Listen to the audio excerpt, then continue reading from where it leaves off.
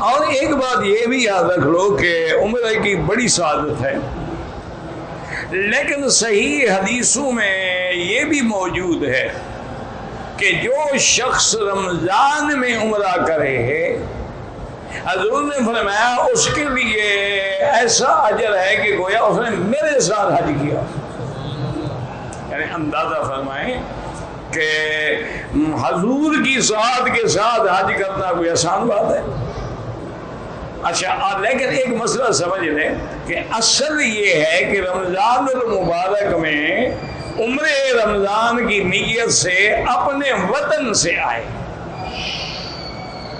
جو بھی وطن ہے، پاکستان ہے، ہندوستان ہے، بنگلہ دیش ہے، انڈیا ہے، یورپ ہے، کچھ ہے، اور وہیں میقات پہ کھڑے ہو کے احرام باندھے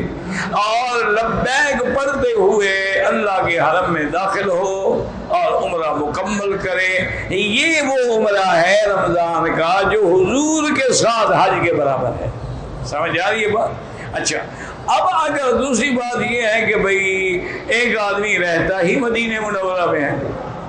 تو اب ضروری تو نہیں کہ پاکستان جائے، وہ مدینہ منورہ سے احرام باندھ کے عمرہ کرے گا تو اس کو بھی وہی ثواب ملے گا جو حضور کے ساتھ حج کرے، کیونکہ مدینہ منورہ میقات ہے۔ تو میقات سے احرام باندھے،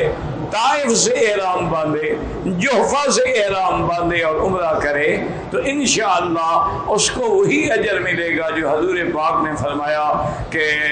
رمضان کا عمرہ جو ہے وہ میرے ساتھ حج کے برابر ہے۔ اور ادنا یہ ہے کہ آدمی اگر مدینہ بھی نہ جا سکے، طائف بھی نہ جا سکے، حالات اجازت نہیں دیتے، ذریعہ نہیں ہے، تو پھر مسجد عائشہ سے بھی عمرہ کر لے یا جیرانہ سے کر لے، تاکہ عمرے کی سعادت سے تو محروم نہ ہونا، کم سے کم شامل تو ہو جائے۔